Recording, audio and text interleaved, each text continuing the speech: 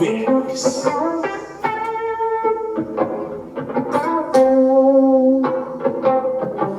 you ready?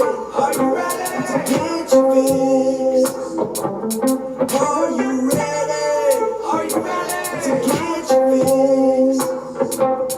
Are you ready? Are you ready to get your fix? Are you ready? Are you ready to get your fix? Are you ready? Are you ready to get your fix? Are you ready to get your fix? With the Wicks here on this beautiful Tuesday, September 28th, 2021, and welcome to the show. Week 3 of the 2021 NFL regular season has officially ended, all right? It's come to an end with the Cowboys taking on, or actually just fucking pissing all over the Eagles last night with ease, in which we will get to that shortly. Also on today's show, we're going to talk about Josh Gordon, Marlon Mack, Richard Sherman, Jamie Collins, and then lastly, the Arizona Cardinals. So with that being said, are you ready to get your fix? Well, like I said, we're going to start instead of starting right off the bat with the Cowboys-Eagles game, we're going to start off with that Monday Night Football with Peyton and Eli.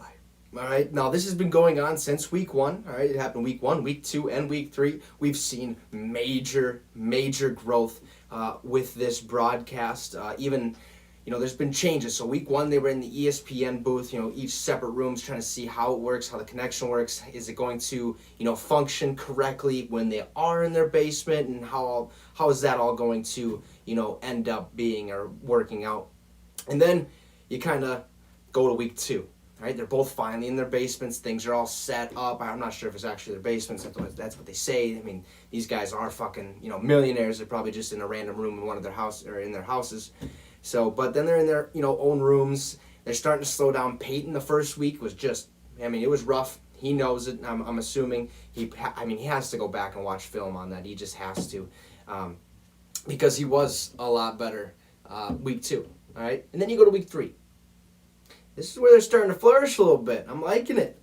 Especially Eli Manning. This dude, he's bringing out his character. When he was in the league, everyone was like, he was kept quiet. He was never on, social media, no Twitter, no, Snapchat, no Instagram, nothing like that. Okay, he just kept to himself, played football, and did really well. Okay, beat the undefeated Patriots in the Super Bowl, won another one against the Patriots in the Super Bowl. This man, okay, he's done a lot. Then, last year, if you remember, he finally goes on and gets Twitter, right? This man started to pick it up, sending some jokes here and there throughout the entire NFL season, and now week 3 has officially happened. It's been a year since he got Twitter. This man is finally, I think, coming out of his shell, and it is awesome. The guy was, we've seen Dak Prescott doing his little hip thingamajig that he likes to do. Then Eli Manning gets up and starts fucking, doing his little hip workout. He's like, these hips don't lie. Better than Shakira or something like that. I thought that was pretty funny. And then he gave the bird, okay? He just fucking, fuck you. But, that was because he was telling a story, obviously, about this 9-year-old kid in Philadelphia who was a Philadelphia Eagles fan, gave Eli Manning the bird in the stadium, and so he wasn't sure if that was right to do. It wasn't, obviously. Right after he did that, they went to break, and then he comes back on break. He's like, all right, I told you. Or I was told that was not okay to do. I apologize.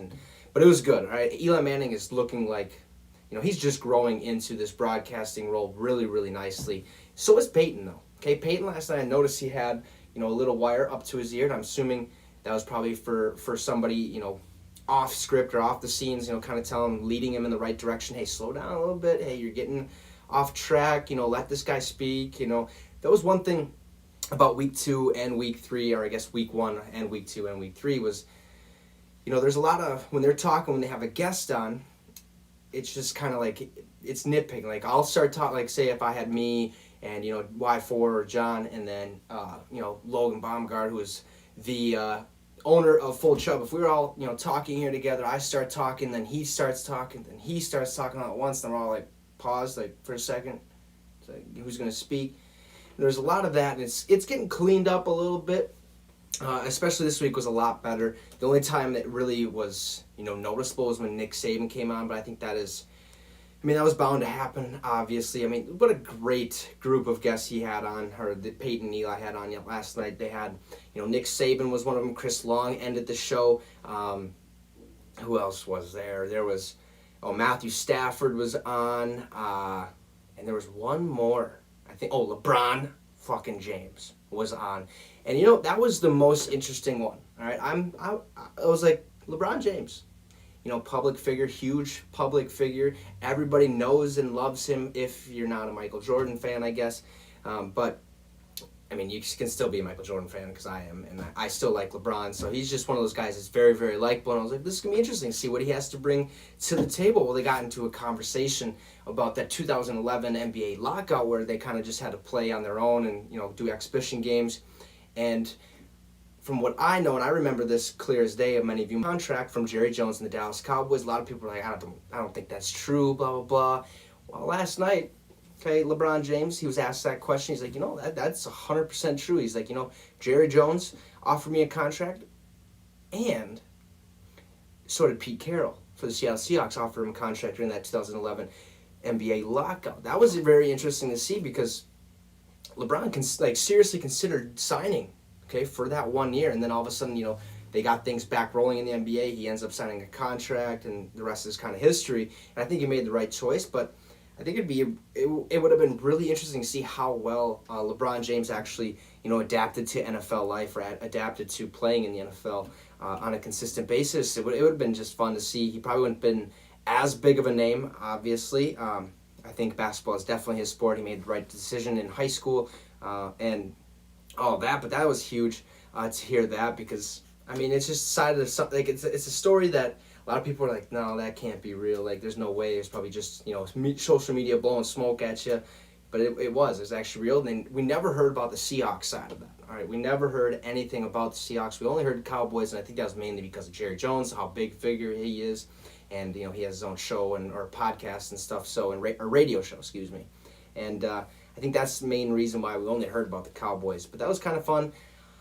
Pretty good telecast there for, the Manning brothers. I think they're going to continue to grow. They're not going to be on until week 7, I believe. So we got some space here where it's going to be just the regular telecast that we're all used to, just football. Where with the Manning cast, it's more like, it's a show, right? It's like you're watching a football show, but you get to see the game, okay?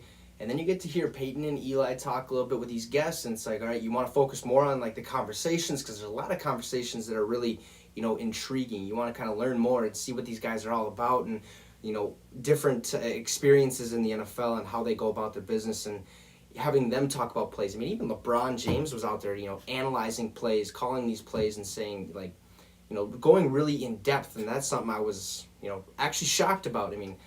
He's an NBA player. His season's coming up real quick. I think they just had media day today, so that was huge for them. But overall, I think this is going to be a very, very good thing going forward. They're just going to continue to get better. That's basically what's going to happen when you start something. Any craft you want to start, whether whether it's football, basketball, doing this show here. I can't even I go back and I kind of sometimes will watch my growth through every video, and I go back to the first one, and I get through 5 seconds of it. I'm like, what the hell was what was I doing? And it's just like, okay, well that was the starting point.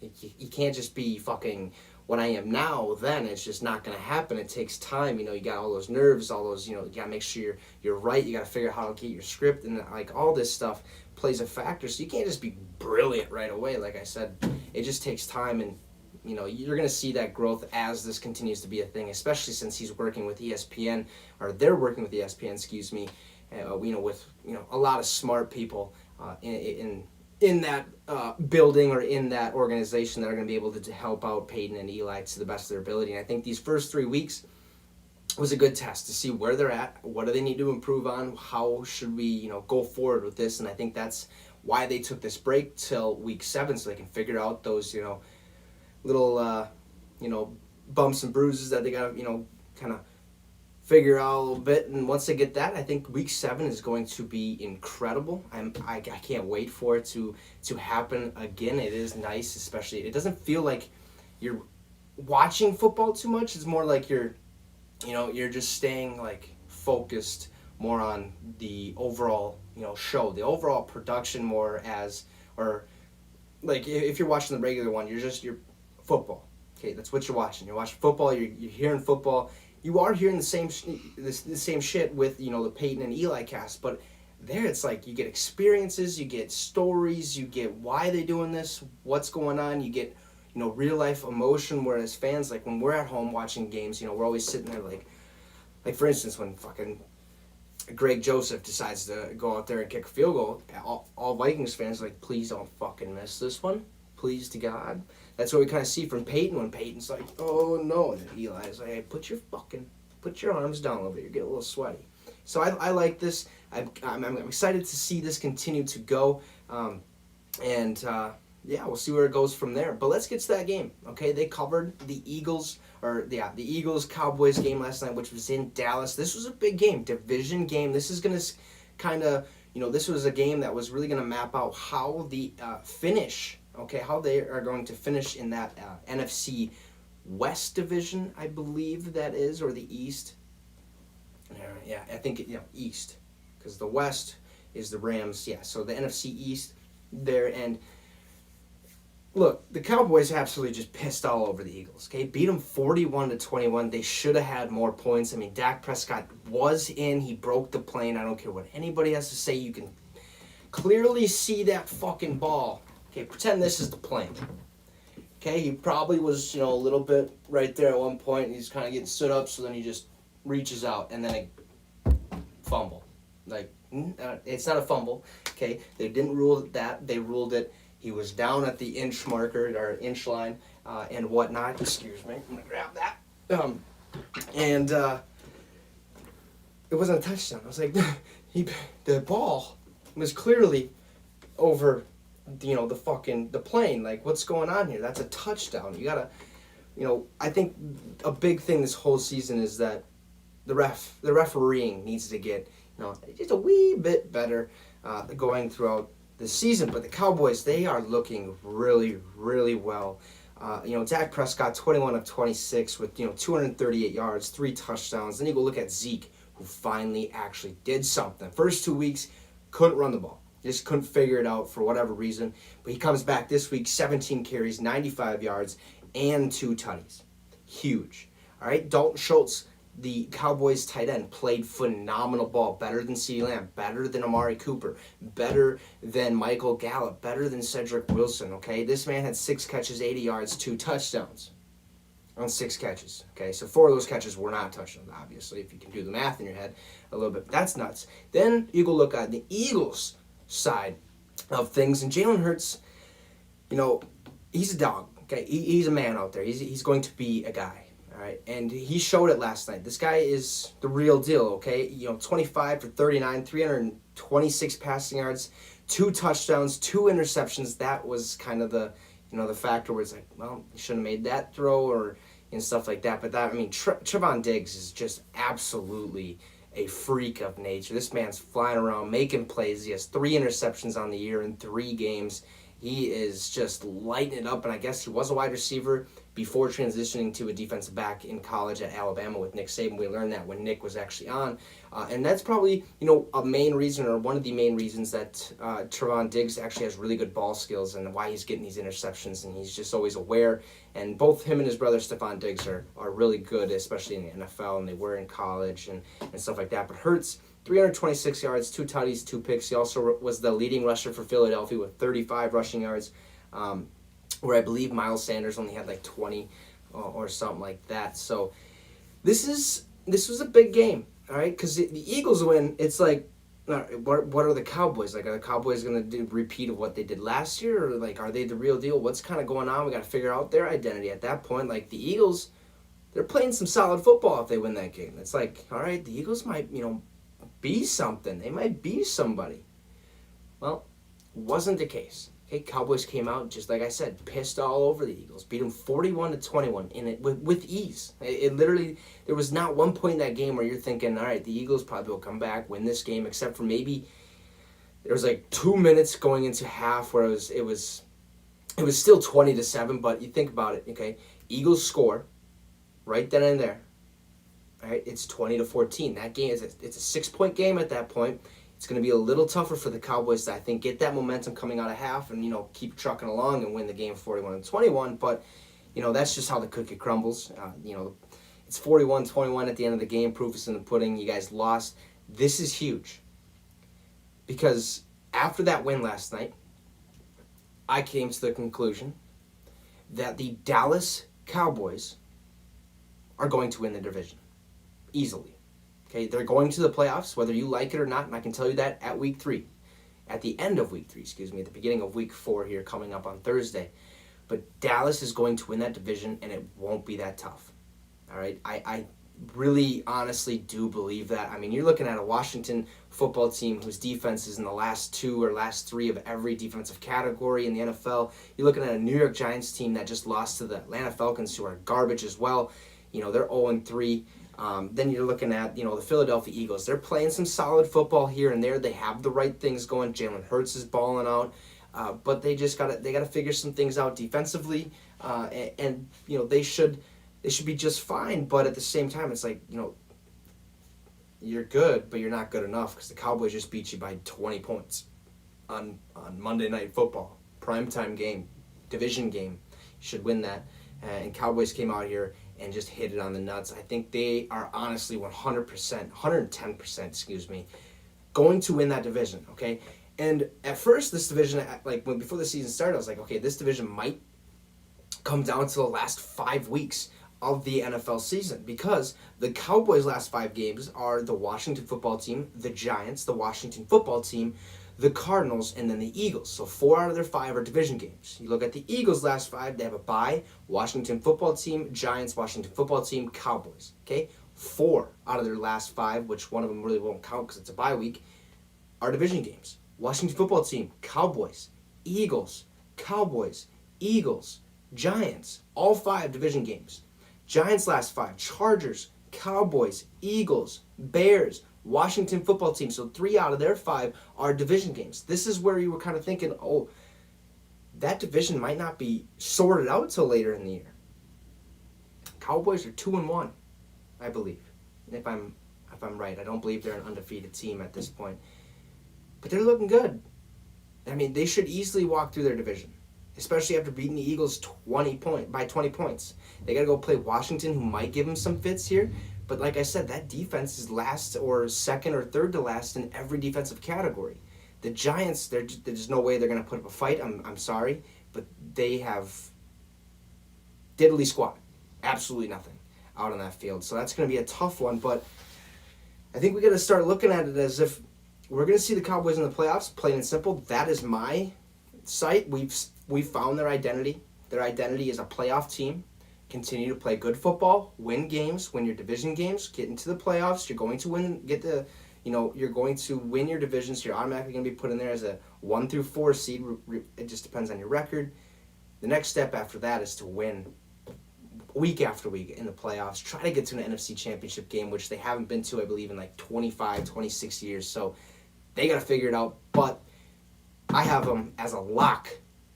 Okay, write that down if you want. To win their division, the NFC East. Okay, Cowboys, hell of a win over the Philadelphia Eagles, who are looking a little rough defensively. Offensively, they're okay. Just got to clean up a little, the turnover margin, and they'll be fine. Let's move away now from that Monday night football game between the Cowboys and Eagles. Let's talk Josh Gordon. We talked about this briefly yesterday. I don't know if you guys caught it, but yesterday the NFL came out and reinstated wide receiver Josh Gordon, who played in the fan-controlled football league last year and in the NFL in previous years before. And the Chiefs decided to take a shot, all right? All it had to do was go out there, pass a physical, and the rest is history. Well, it came out this morning, that he actually passed his physical. He signed his contract which is $1 million, not happening. 1 year, $210,000. I'm not sure the whole guaranteed or stuff. I think he just is going to get $210K throughout the season. See how he is after the season and reevaluate him. Maybe he hits free agent market. Maybe the Chiefs re-sign him to an extension or something like that. But this is huge. Okay, this is a receiver that is well respected or has been well respected, other than the off-field issues and whatnot. But on the field, dude, this man is ridiculous. In his career, he's played 63 games, had 247 catches, 4,252 yards, and 20 touchdowns. Doesn't seem like a lot, right? And it is, though, okay, for him. 63 games. His best year was in 2013. His second year in the league, take in mind, okay? He played 14 games, started 14 games, had 87 catches, 1,646 yards receiving, and 9 touchdowns. And I believe the year after that, he had 8 touchdowns, okay? Or the year before that, he had 8 touchdowns. So, I mean, this man can ball. He can go out there and make a difference right away. And with that Kansas City Chiefs team who can really just put up points in the blink of an eye, even though they couldn't against the Chargers, which they should have won that game. It just comes down to time management and turnover, really, ratio is how that all comes together. But it's a big one. You're going to add him to Tyreek Hill, who's already incredibly fast. You're going to add him to Travis Kelce. Now you got Josh Gordon. Who the hell are you going to stop? McCole Hardman's there. So you got to stop Tyreek Hill or Travis Kelce. Those are your first 2 guys you got to think about. What are we going to do here?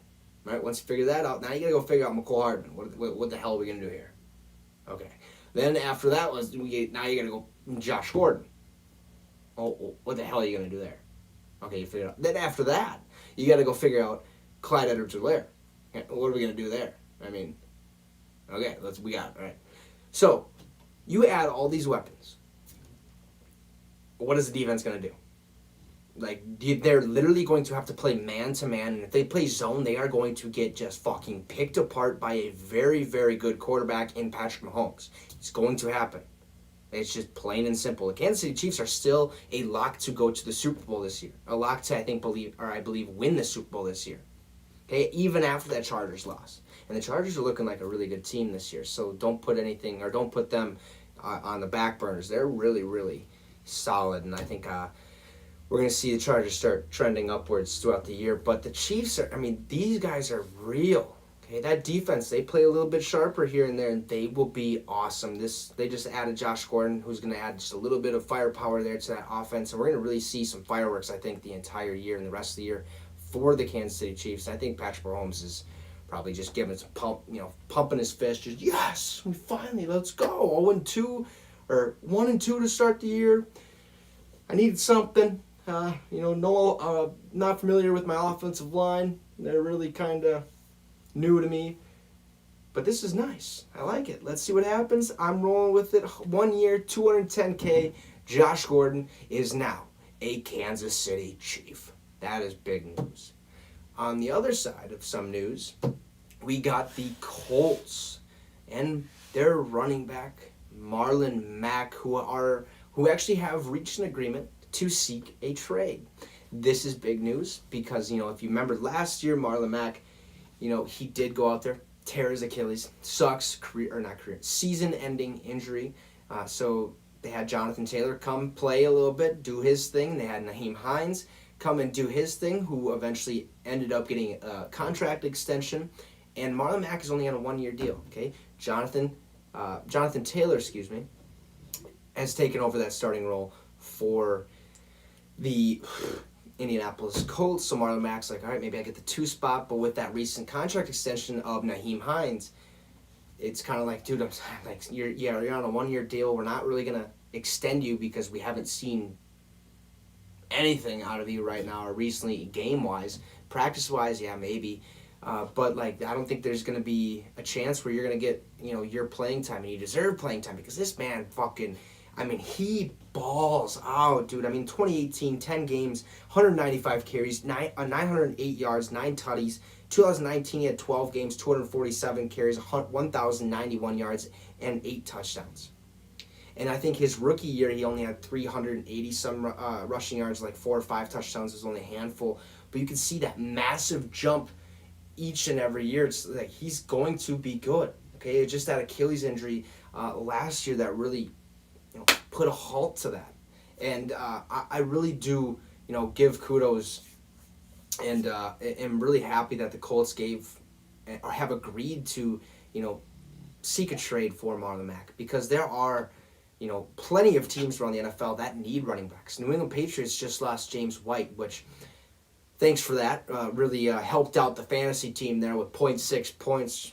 Fucking bullshit, but it is what it is. I mean, if Jalen Hurts doesn't throw that touchdown with 4 minutes left to go, and they probably should have just put fucking Flacco in and give him a couple reps, because they were going to lose regardless. That would have been awesome to lose that, but that's my ranting for the day. I definitely should have won. I'm still 0-3 in that one. That is just terrible. I am in 6 leagues, so, I mean, it is what it is, but that one is one that I need to win. I just got to find a way somehow, and it is what it is for now, but Marlon Mack is a guy. Okay, the New England Patriots need a guy. The Baltimore Ravens, they don't necessarily need a guy at this point. I mean, they just went and signed Le'Veon Bell, Devontae Freeman, and Latavius Murray. So you're looking at, I mean, there's teams. I just kind of think about them in the back of my head. I mean, you guys could probably, excuse me, it happened yesterday too. I think it's just that fucking Chipotle coming in and out of my my mouth there, but. I mean, there's teams around the league that could use a running back, could use a decent, backfield. I think, Cardinals, I mean, they have James Conner still, but, I mean, Raiders, Josh Jacobs is dealing with a couple of injuries this year, which is very unfortunate because I was excited to see what kind of year he was going to have, but they got Kenny and Drake as their backup. The Rams are looking for somebody, I think, still. The Falcons might need somebody besides Cordero Patterson and Mike Davis. That just ain't cutting it. But I think that's what you get when you sign Mike Davis, because I think Mike Davis was one of those guys where it was like, oh shit, like, yeah, he can play for a year. It's like, I kind of look at him in the eyes like I would look at, like Case Keenum. Nothing really special about the dude. Comes to Minnesota, has a Minneapolis Miracle, does all those things. He's awesome. Goes away from Minnesota, now he's the same dude. He's just the original, backup quarterback. Not really going to get much playing time, not really going to do much. And I think that's kind of, the same situation. Lost my train of thought. We'll just get moving on. Sorry about that. But I think that is, pretty scary, I guess. I don't even know what I'm saying. I just am pissed that I forgot what I was going on and talking about. But big thing for the Colts to do this for Marlon Mack, because there are options out there. And he is a good running back. Okay, he's going to put up numbers week in and week out if you give him a chance and if he hits the right organization. And I'm excited to see where he goes. Hopefully New England, that would help out awesome. They really haven't had a really good running back since. I mean, it's been a while. I can't remember the guy's name is stuck in the back of my head, but I just can't remember what it is. Like, I know, I can picture the dude, just can't figure out what his name is. But big news there coming out of the Colts organization for Marlon Mack to seek a trade. Now moving over to Richard Sherman. All right, we talked about this, I believe, a couple weeks ago. The Buccaneers were showing interest in him. Well, after having a couple injuries with Sean Murphy, Bunting finally hit in the IR, and Jamel Dean, who avoided a serious knee injury Sunday. With his uncertainty going into this week, it's like, okay, well, the one thing about the Tampa Bay Buccaneers team is their defensive backs, their corners mainly, not their safeties. They kind of need some help there. They got to figure out, they got to get a little bit more firepower, a little bit more juice out there to, stop opposing teams from fucking, Matthew Staffording them and winning 34-24, because, they are the defending Super Bowl champs. Let's add a little bit of firepower. Well, Richard Sherman has visited the Bucs. That came today, and I'm excited.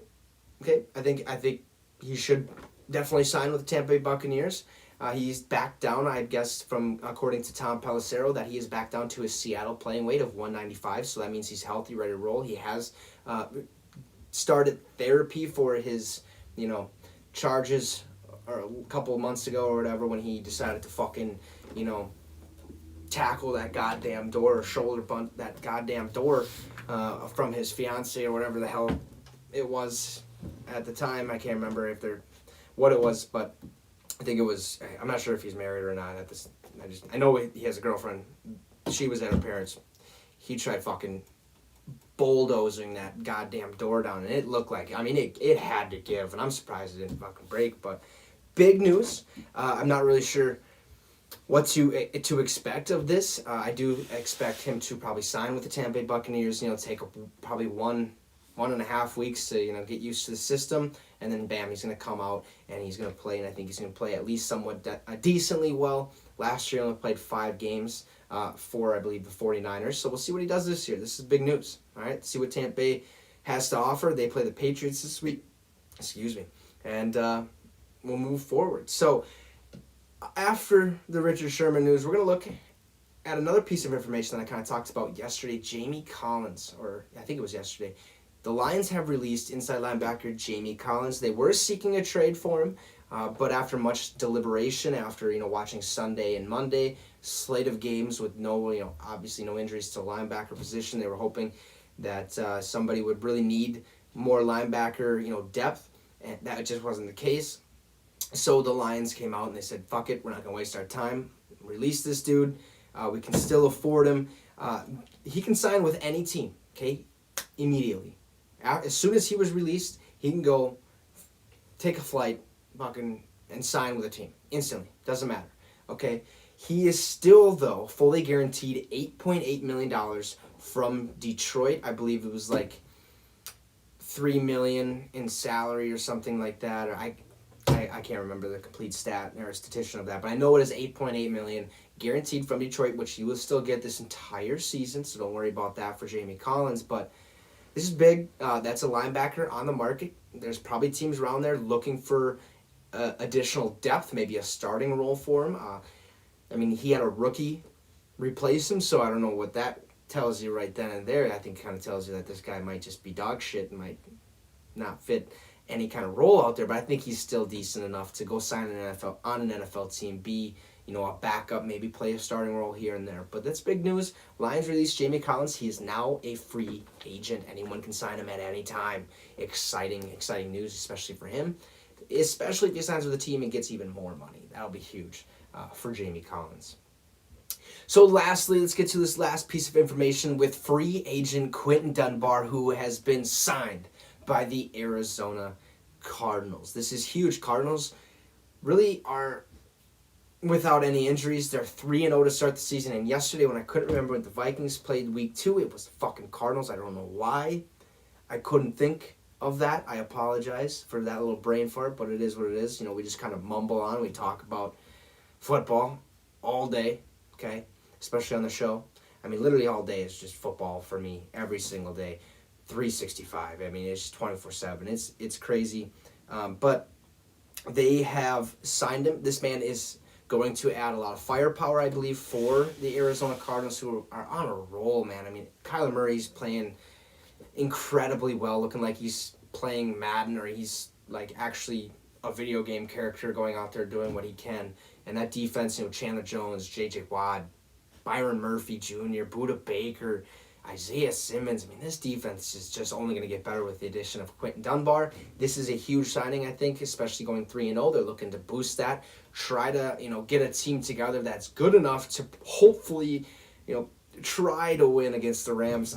This Rams team is way too good for me not to think that they might win this division unless they have a couple brain farts here and there throughout the rest of the season. But this is a big sign, all right? He averages about, like I said, he had 10 interceptions in 5 years, and he averages around 34 to 35 tackles a season, so you're going to get good production out of him. He played with the Lions, and before that with the Washington football team for like 4 years. He's had a total of 5 years, so you're getting a young, experienced guy who's ready to play ball, and he's ready to go now, and the Arizona Cardinals took that chance, and I think they're going to hit on that chance, and it's going to be, it's a win-win situation. You can't lose, okay? If he's not good, you just get rid of him. Plain and simple, you keep him on there just in case some injury happens down the road, and if he is good, perfect. Hell, awesome. You can go beat the Rams twice if you want. You can try to do what you can, but big sign there from the Arizona Cardinals getting defensive back Quinton Dunbar in that organization. We'll continue to see how their team goes the rest of the season, or how their season pans out, I guess, the rest of the year. Well, that is all I got for you guys today on the show. So with that being said, go enjoy the rest of your evening. No football, unfortunately, tonight. If it was last year, we might have it. But, hey, go enjoy the rest of your night. Do what you want. Cook some meals, drink some beer, whatever you want. Talk with friends. Have a great one. We'll see you here tomorrow at 6 p.m. Central Time, like always, to discuss more things around the NFL. And you just got your fix with the Wicks. Thank you guys. Come again.